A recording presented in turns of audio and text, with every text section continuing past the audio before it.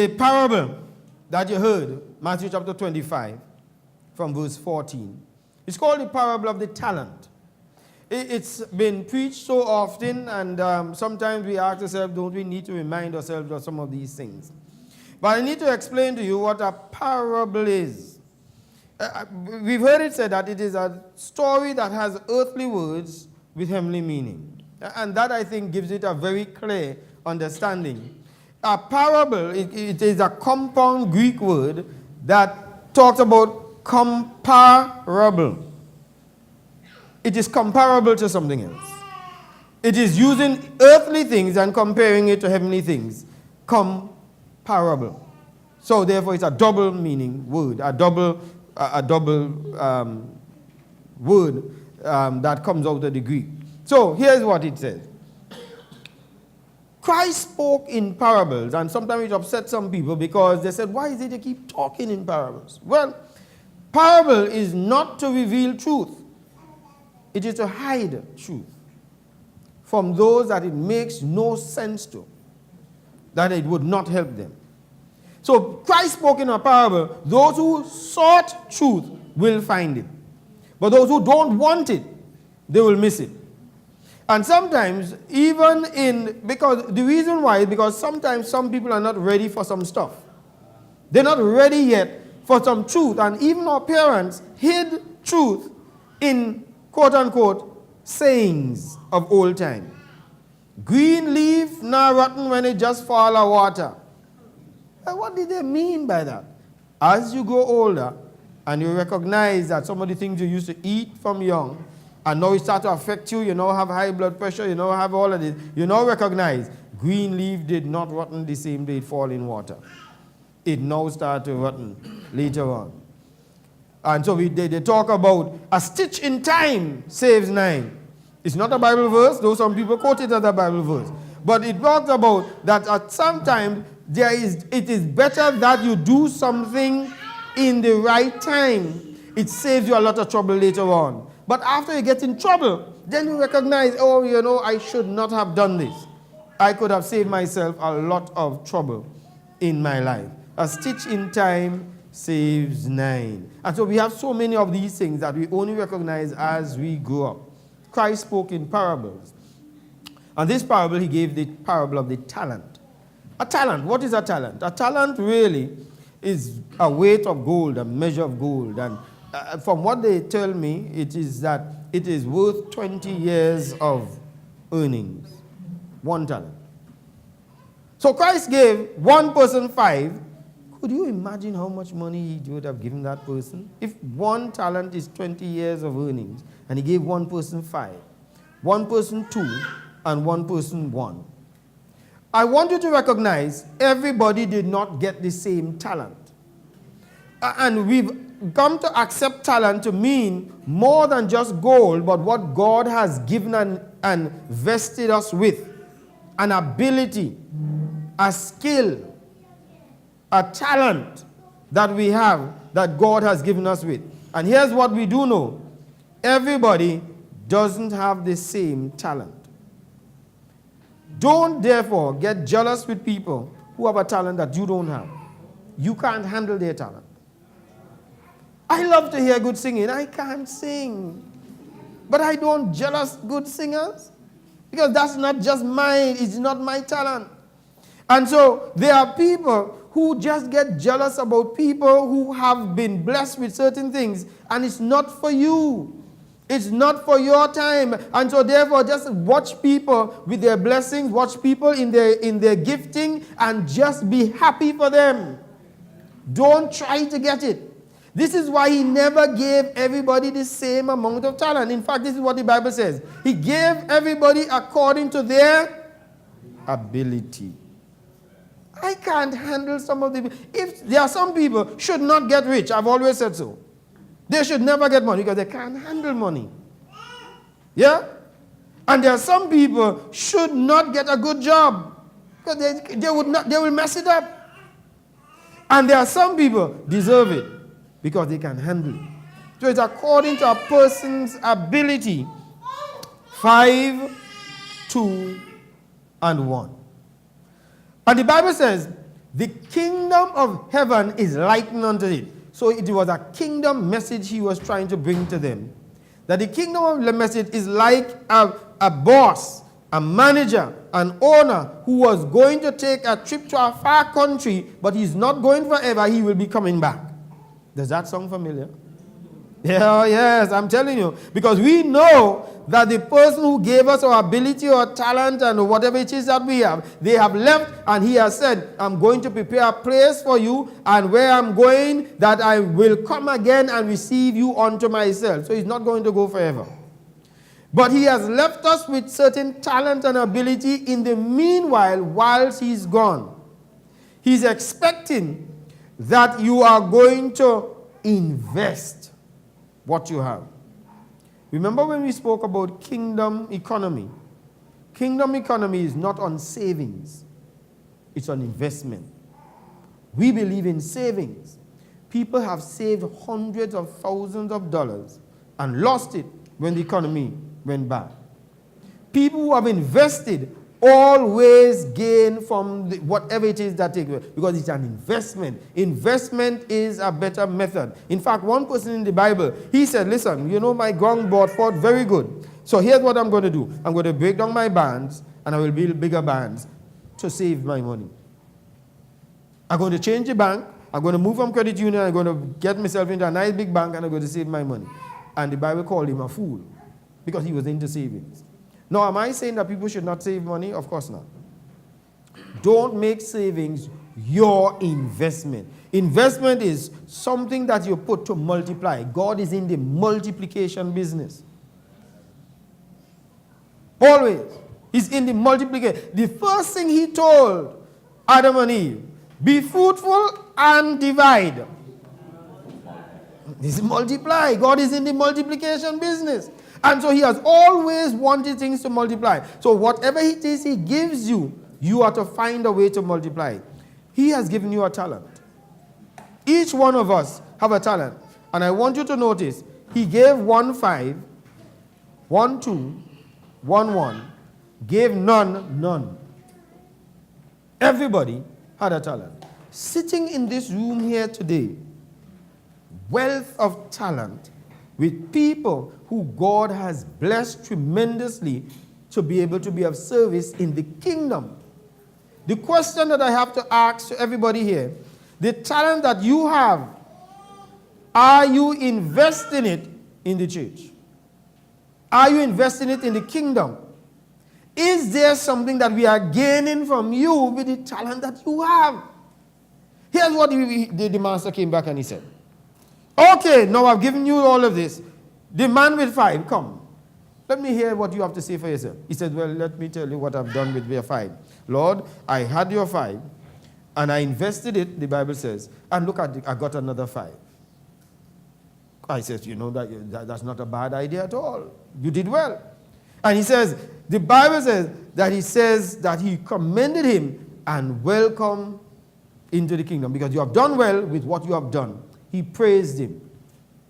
The other guy came and said, you know, I did the same thing too. Funny enough, I didn't get 10, but I got 4 because I had 2. Well, he didn't get 10, but still, in coming up with less, he was praised because he did the best with what he had. That's what you've got to do. Do the best with what you have. And then he went to the 1. The 1 never multiplied it, but it's the first excuse you're now hearing. Lord, I know you are not an easy guy. People who don't progress in their life, who don't multiply their talent, who don't invest their time, their energies, and their skill, always find an excuse, somebody to blame why they don't use it. Those who use theirs never came up with an excuse. I'm sure that they had it hard to invest it. The man who had 5, he went through some sort of troubles and challenge to be able to invest the 5. He would have had his struggle, but he got his 5. The man with the 2, he would have had that too, but he never dealt with his excuses. But the man with the 1 came up to justify, I could not use my talent. I wonder how many people here have a talent and they're not using it. And saying, no, the church don't want to use my talent. Nobody asks me. coming up with all sorts of things. But there are people who just volunteer it. Why? Because God has blessed me with this, and I want to volunteer it. Always see, the reason why you are converted into the kingdom is because God intends to multiply the kingdom with your talent, whatever that talent is. Some people could cook. We could use that. Trust me. We could use that. There are some people who are good with numbers, good with accounting. We could use that on the financial committee. There are some people who just have a nice spirit, a nice attitude. They're very happy, go lucky and so on. They may not have money and all of that, but they have a nice spirit. We could use that. Welcoming people, making people feel comfortable and nice. There are people who have patience, who could be able to sit down and listen to people with their old talk for long. There are people who just have this knack to listen to other people. That could be used. Every single talent can be used. But here's what. Every talent that the people out there paying you for, that you make money off of, should be invested inside of you. Because they are paying you for it, and you have it. If you are a taxi driver, and I've said this already, if you are a taxi driver, we should not have a problem with getting people home, because you do that for a living. If you are skilled with technology, we shouldn't be having to fight up with how are we going to get on website, how are we going to be dealing with WhatsApp and all of that, because you already have the talent. The reason why God has blessed you with it is so that you can find out, how could I bless God now with it? But instead of saying, they should be doing that, nobody asks me and so on, we should be able to say, here, my Lord, use me. Use my talent. Use a skill. And there are people that we use in the church because we know their skill. The form that we have, your membership form, would say what your skills are and so on. And one of the things that I'm so happy for is because we have access to so much skill and people give it willingly. Whenever you go and ask people, yes, we could do that. Yes, I'm willing. Yes, I'm willing, and so on. And that's the spirit that we want, for people to be able to say, I get paid for this. And therefore I could be able to do it and use it free. I get paid to speak. I get paid to do motivational speaking. You don't need to pay me to do it. I just apply that skill in the church. Whatever skill you have, you apply it right here. So I want to ask you a question. Who is here that does not have a skill? No hands. Who is here that have not been using their skill? Don't put up your hand. Have not been using your skill in the Lord's church. I want you to just ask yourself, am I really being used by God? He commended the one with the 5. He commended the one with the 2. But here's what he told the one with the 1. Wicked. Unprofitable. Which means we have nothing to gain from you. There are some people, they are quite contented to walk through those doors every Sunday, sit down and be entertained, get up back and go home. They will contribute nothing towards the brotherhood. That's not the kingdom. That's not the commonwealth. That's not how the kingdom operates. Because we tell ourselves, when we walk through that door, we try to find something that God could use my talent and my skill for. Now, one of the things that we'll always be seeking is to keep using people's skills, keep using people's talent, and keep it. Everything that we need for the development of the church is right here with this number of people that we have here. If you really check it. We can do so much, and we can do so much more. If we say, I want to be able to do it. I want to be able to do it. So he says, unprofitable servant, you are no good. I would like to think that on Judgment Day, as we look at this kingdom mentality, that God could be able to watch and use the words. Here are the words that Christ used. Well done, thou good and faithful servant. You have been faithful over few. I will make you over ruler of many things. Enter into the joy of the Lord. What a wonderful thing to hear. Rather than to hear that you are such a wicked and unprofitable servant. You know that I was hard. Instead of you invest my money, and even if you put it in a bank, I'm not into savings, but even if you put it in a bank, you'll get at least an interest. It's still an investment. Because he was looking for investment. But yet, you dig a hole, you bury it, and you are the same way as you are. Never let your birthday meet you with the same skill. Never let your life be moving from one year to the next, and you haven't become better at who you are. Always move from one stage to the next. So having heard that, the master said this, give me the one that you have. I'm so mad at you. And I'm going to take it and I'm going to give it to the man who has 2. No, the man with 10. Why didn't he give it to the man with 2? With 4? Who made 4? Why? The 10 can handle it. You notice that rich people always seem to win lotto? Rich people seem to get rich. Riches follow riches. Poverty follow poverty. So, there are times that God knows when we have seen what we have used. You have been faithful with little, you can handle much. You can't run. You can't see somebody squander money, squander their life, squander their thing, and invest in them. You have to watch somebody who's doing something with their life and tell yourself, this person is faithful in little, therefore they deserve more because they can do more. If I could take a 5 and make 10, what will he do if he has 10 plus 1 and he has 11? What would he do with it? How much is he going to have? 22. That's why give it to that man. And there are some people, God, you see, there are some people, their life is blessing after blessing after blessing. Why? Because they are faithful with it. Did they start off with blessing? They start off struggling. They start off squandering. They start off with pain. They start off in trouble just like all of us. But when God sees what they are doing in faith, because they are faithful servants, God said, I'm going to follow blessing after you. And goodness and mercy shall follow you. And I will make sure blessing after blessing go after you. Because you are faithful. The man with 4 is still blessed. But another time, he's going to also get his blessing. Your blessing is good. But he will never, never bless somebody who's not going anywhere with their life.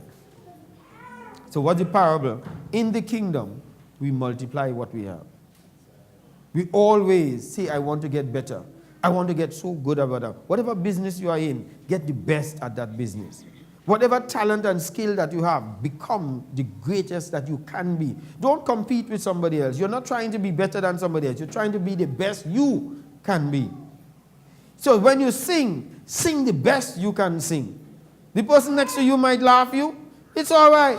Sometimes I'm here and I'm leading a song and I see people laugh at me. Yeah? I don't think I don't see them. I see when I hit a bad note, they say, that note not even in the book.